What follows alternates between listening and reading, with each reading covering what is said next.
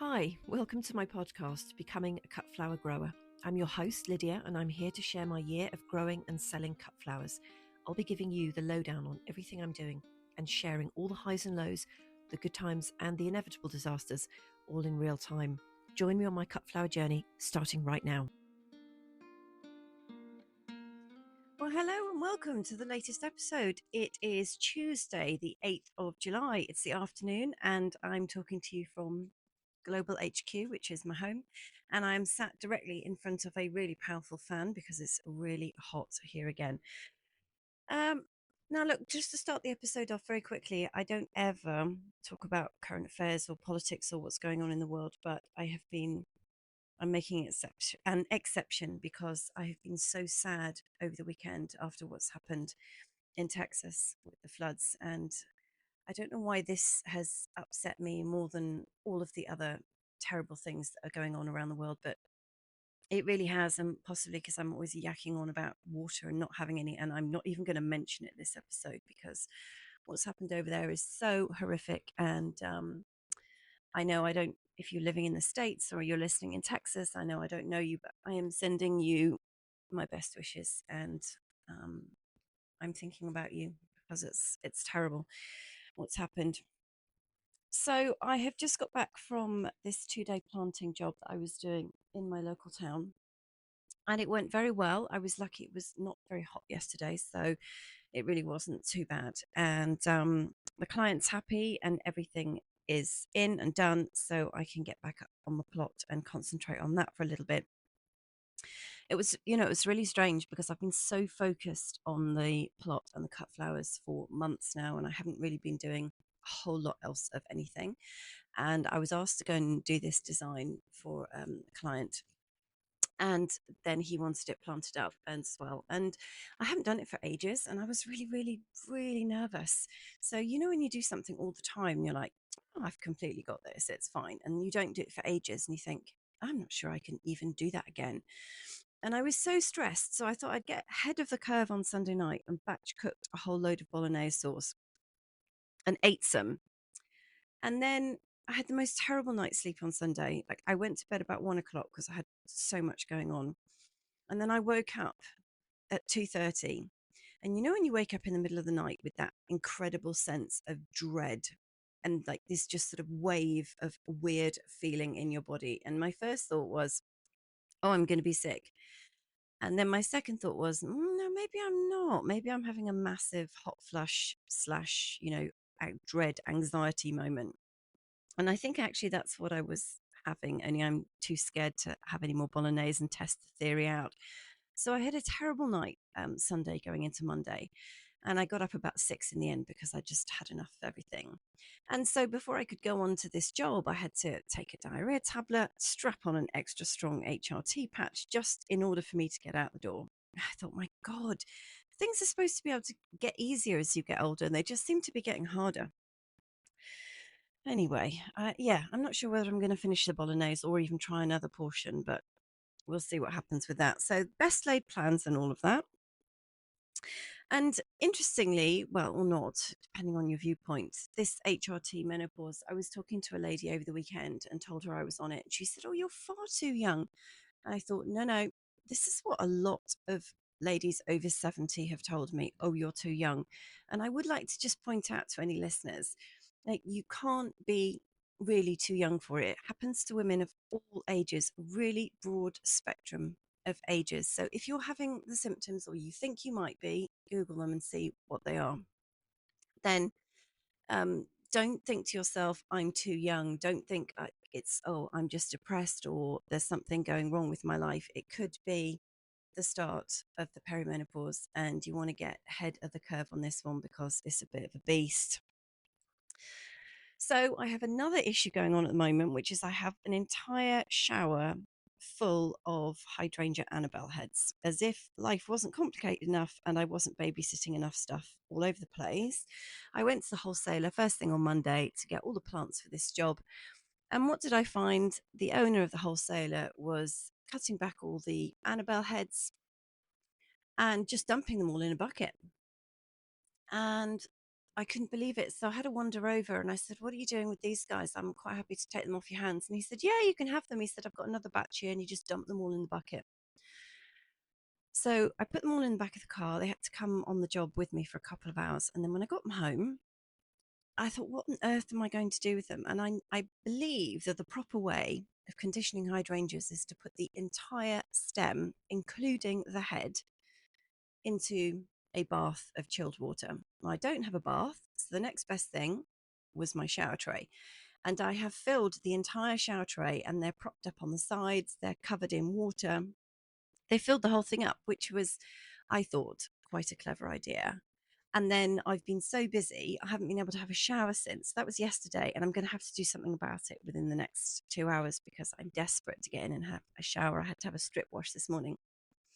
And I've been so busy, I haven't had a chance to sell them. So I'm going to have to try and make some calls and see if I can get them shifted because they're so beautiful. Like what? And I don't want to get them out of the shower tray in the colder water and everything because it's very warm in here. So yeah, bit of a daft problem, kind of nice problem to have, but just made my life that little bit more tricky. Um, I've been seeing videos on Instagram of growers in the UK who are having to make choices about what to let live or what to let die on their fields, on their farms at the moment, because we're now entering heatwave number 3 of the year. And it's really, really challenging conditions out there. And it made me feel really sad to see these videos of people walking around saying what they were going to leave. And I feel so attached to all of my guys. I can't bear the thought of letting any of them die. I mean, they might not thrive, put it that way, because there is not enough supplies to keep them going. But the thought of just leaving things to die now, I just think is pretty terrible. I know you have to make priorities, and saving perennials and shrubs is more important. But quite honestly, my perennials and shrubs seem to be doing fine, and they don't really get watered at all. So I guess I'm just lucky with the soil that it is really nice and damp in there. So that's kind of just one of the downsides of having 3 back-to-back heat waves, is that it's affecting everybody, and growers are having to make really unpleasant decisions. I think lots of them are also sowing again now in the hope that the seeds will take and then they'll get more flowers later in the year, which might work. But of course, we're past the longest day of daylight hours now, so you have to be mindful of which plants are going to be flowering based on number of daylight hours. So things like sweet peas, they need 12 hours apparently of light per day in order to trigger them into flowering. So they're not something that you could just do in August and hope they'll flower 2 months later. They're just not going to be. I managed to get my dahlia staking done. I was lucky enough to get given a box of road pins for my birthday. And I have put a little tiny video of that on my Instagram because I was incredibly excited about it. So I have been out there, staked my dahlias, and it is not the way that Richard Bailey, my dahlia expert, has told me to do it. He does stake all of his individually with 3 bamboo canes and then tiers of string going up the height of the plant. But Richard has a different soil to me, and there is absolutely no way you could get a needle into the soil at the moment, never mind bamboo canes. So I've had to go with the road pins so that I can push them into hit them into the ground with the big smacky thing. And that's the only way of doing it. And obviously, I can't put 3 road pins around every dahlia. That would be wild. So there are rows of 10, and there's a road pin at the end of each row, and then there's string supporting them. And if we have to do any sort of emergency measures, then I might be able to do something with some chicken wire and some string. But I'm just going to see how they get on.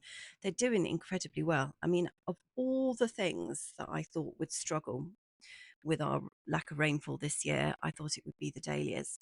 And I've been feeling, worried about it.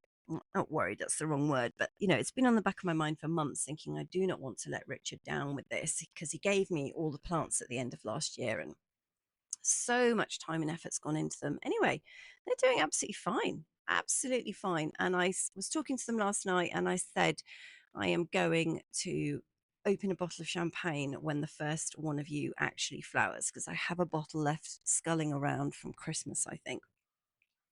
And I feel like it's going to be so exciting when the first one appears. So that's them. Um, so as you know, I did. Well, if you listen to the last episode, you'll know that I delivered 100 stems to my wedding florist on Friday, and she put up photos over the weekend. One of which I have put on my Instagram because I was so excited to see my actual flowers at an actual event. And she sent me some more photos, and I've gone through and spotted them all, and I'm just so excited. I never thought it would happen. And if you listen to my 6 month review episode at the end of June, where I was just sort of crying inside to myself, and I was really miserable and negative because it was all absolutely awful.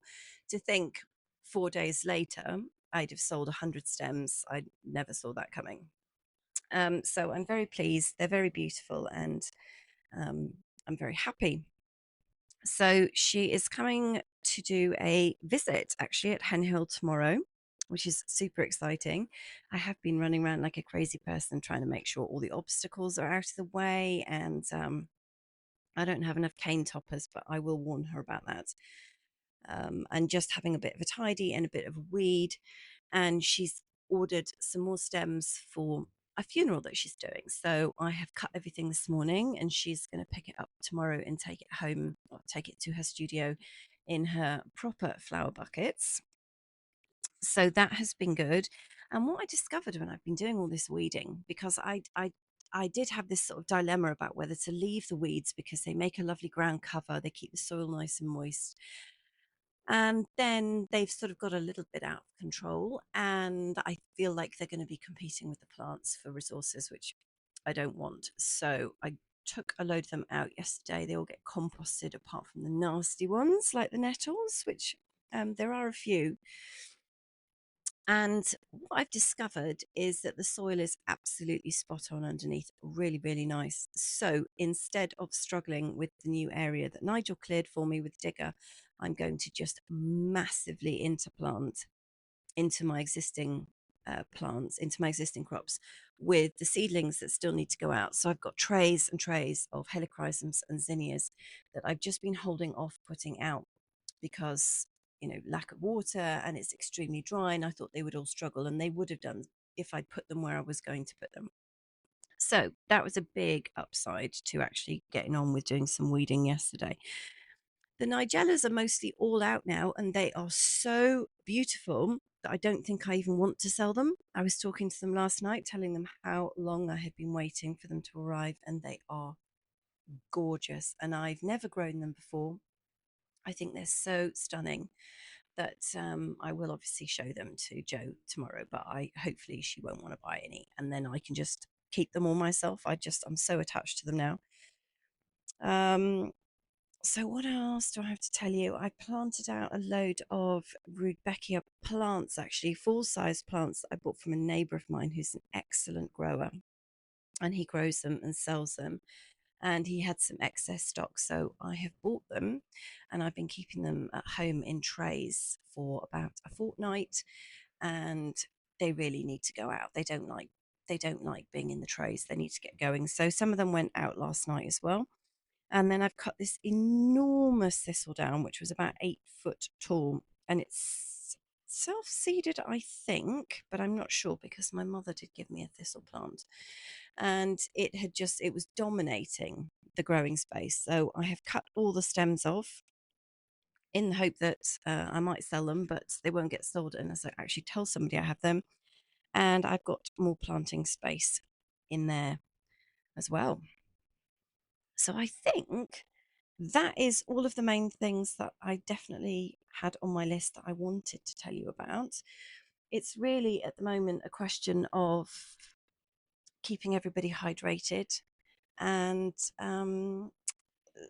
planning for not this weekend but the weekend after. So not this weekend, my florist Jo doesn't need anything, but the weekend after, she's got a wedding, and hopefully when she comes on the plot tomorrow she can see more of what I've got and make some choices about what she would like. the cornflowers, which have been so extraordinary for so long, it's not that they're flagging. Well, no, it is that they're flagging. They haven't been deadheaded as robustly as I was initially on the case.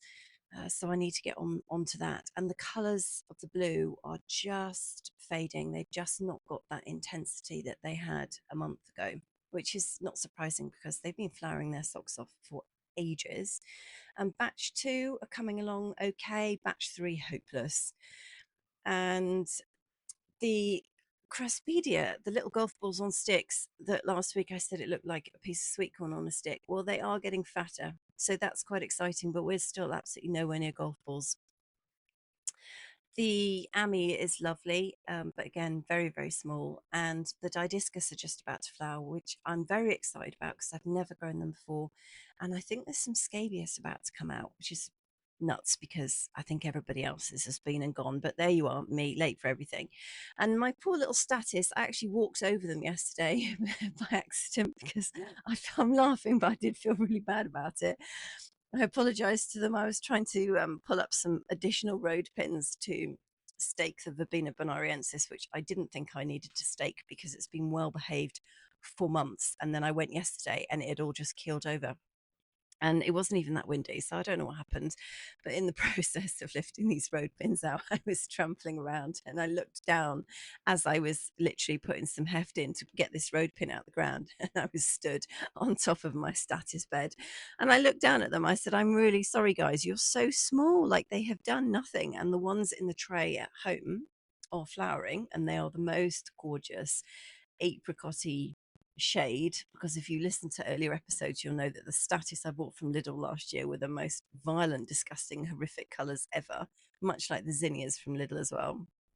And because the status was so lovely and did so well, I thought I've got to buy a really classy colour this year. So I'm all about the apricots and corals this year, so I bought some. Anyway, the ones at home in a tray, they're small, but they have at least flowered. The ones in the field are still sat there like absolute lemons. Now they've all just been trodden on. Maybe it'll give them the wake up call that they need. I don't know. Last year, I think that it was too cold for them. This year, it's clearly too hot for them. So who knows? They're all a little bit temperamental. The sweet peas are just absolutely gorgeous, and I have been bringing the excess ones home because you have to deadhead them every day. So everything smells of sweet pea, my car, and they're just absolutely lovely. And yeah, it's all doing what it's supposed to be doing, which is wonderful, and such a turnaround from June. Anyway, I think that is it. When I come back on Friday, please come and join me. I'm going to fill you in on how I got on showing the florist around the plot. And also, I have a good friend called Gabby who we used to work together on a job. She's also coming. Now, Gabby is like a vegetable growing expert and she does the most beautiful things with vegetables. She's it's very clever lady. She's also coming to the plot on Wednesday as well to have a look. And yeah, that's all that at the moment I can think of that I'm going to tell you about on Friday, but I'm sure there'll be loads more to tell you about what's going on and all the prep for the wedding the week after, and also how I get on with the hydrangeas. Got to do something about them so I can get in that shower. Okay, I hope you have a great rest of the week. Please come back and join me on Friday. And yeah, I'll speak to you soon.